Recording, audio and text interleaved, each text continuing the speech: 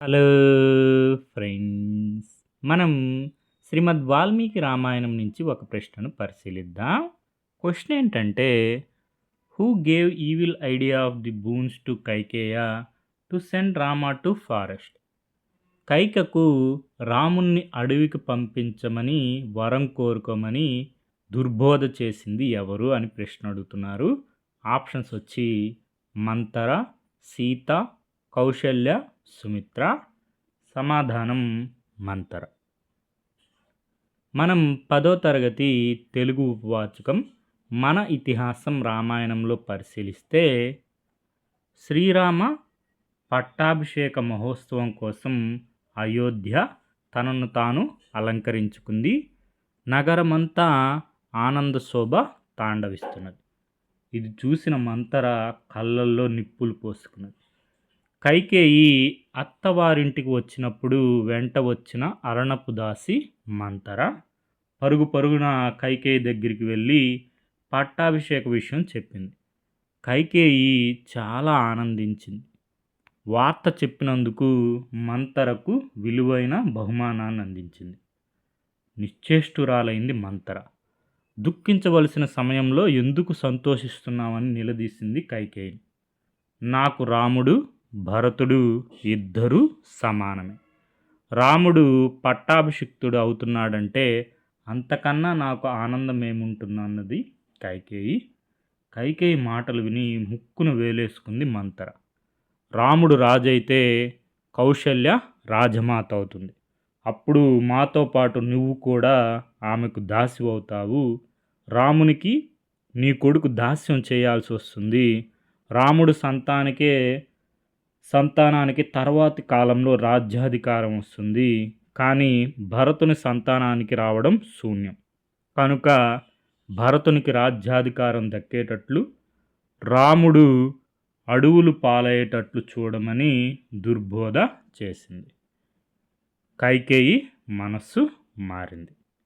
కైకేయికి రామునికి అడవులకి పంపించమని దుర్బోధ చేసింది ఎవరు? మంతర. తర్వాత మనం శ్రీమద్ రామాయణంలో పరిశీలిస్తే, కైకకు దశరథుడు 2 వరాలు ఇచ్చుంటారు. ఆ 2 వరాలు ఎందుకు ఇచ్చారో పరిశీలిద్దాం. మంతరే చెప్తుంది ఆ విషయం. వెంటనే కైక తాను కూర్చున్న ఆసనం మీద నుండి లేచి మంతర దగ్గరగా వచ్చింది. లేదే మంతర, నాకు ఏ ఉపాయం తట్టడం లేదు. భరతునికి పట్టాభిషేకం జరగాలి, అది ఎలాగో చెప్పు అని అడిగింది కైక. దానికే వస్తున్నానమ్మా. నీవు ఒకసారి నాతో ఒక విషయం చెప్పావు, గుర్తుందా? అదేనమ్మా, దేవాసుర యుద్ధం జరిగింది కదా, అప్పుడు ఇంద్రుడికి సహాయంగా నీ భర్త దశరథుడు కూడా వెళ్ళాడు. ఆయనతో పాటు నువ్వు కూడా వెళ్ళావు. మీరంతా దండకారణ్యంలో నివాసం ఉన్న తిమిరధ్వజుడు అనే రాక్షసుని మీదకి యుద్ధానికి వెళ్ళారు. ఆ అసురుడు మాయావి. దేవతలందరినీ ఓడించాడు. ఇంద్రునితో కూడా యుద్ధం చేశాడు. పగలంతా యుద్ధం చేసిన దేవతలు రాత్రి గాయాలతో విశ్రాంతి తీసుకుంటున్నారు. నిశాచరులైన రాక్షసులు రాత్రికి రాత్రి దేవతలను ఊచకోత కోశారు. అప్పుడు దశరథ మహారాజు ఆ అసురులతో యుద్ధానికి దిగాడు. కానీ రాక్షసులు దశరథుణ్ణి ఒళ్ళంతా తూట్లు పడేటట్టు కొట్టారు. నీ భర్త కింద పడిపోయాడు, స్పృహ కోల్పోయాడు. అప్పుడు నీవు నీ భర్తను రణరంగం నుండి దూరంగా తీసుకొని పోయి కాపాడావు కదా. కానీ రాక్షసులు మిమ్మల్ని వెంబడించి యుద్ధం చేశారు. మరలా నీవు నీ భర్తను రణరంగం నుండి రాక్షసులు కంటపడకుండా దూరంగా తీసుకొని పోయి కాపాడావు. అలా నీ భర్తను 2 సార్లు ప్రాణాపాయం నుండి రక్షించావు. నీవు చేసిన మహోపకారంకు నీ భర్త దశరథుడు ఎంతో సంతోషించాడు. నీకు 2 సార్లు ఆయన ప్రాణాలు కాపాడావు కాబట్టి నీకు 2 వరాలు ఇస్తాను అని అన్నాడు. వాటిని నీవు కోరుకోకుండా నీవు ఇష్టం వచ్చినప్పుడు కోరుకుంటాను అని అన్నావు. ఇదంతా నీవు చెప్తేనే నాకు తెలిసింది అని చెప్పి ఇప్పుడు ఆ వరాలతో పనిపడింది. ఆ వరాలను ఇప్పుడు కోరుకో. ఒక వరంగా రామునికి 14 ఏళ్ల వనవాసం, రెండో వరంగా భరతునికి యవన రాజ్యం పట్టాభిషేకం. దానితో రామ పట్టాభిషేకం ఆగిపోతుంది.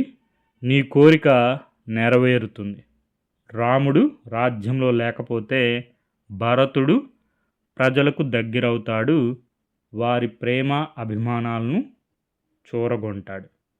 అయోధ్యవాసులు భరతుని తమ ప్రభువుగా అంగీకరిస్తారు. రాముణ్ణి మర్చిపోతారు. భరతుడు రాజుగా స్థిరపడతాడు. నీవు రాజమాతగా వెలిగిపోతావు. ఇది పథకము అని మంతర కైకేయికి దుర్బోధ చేస్తుంది. ఈ వృత్తాంతం మనం శ్రీమద్ రామాయణంలో అయోధ్యకాండంలో 9వ సర్గలో పరిశీలించవచ్చు. మూలం శ్రీమద్ రామాయణం సరళమైన తెలుగులో మొదలి వెంకట సుబ్రహ్మణ్యం గారు. ఈ మంతర అసలు ఎవరు అంటే దుందుభి అనే గాంధర్వ కాంత. పరమేష్టి ఆనతి వలన దేవకార్యము నిర్వహించడం కోసం మంతరగా పుడుతుంది. భారతం ప్రకారం. మూలం పూర్వగాథాలహరి వెంకటరామన్ కోవార్ది. Okay friends, thank you for watching.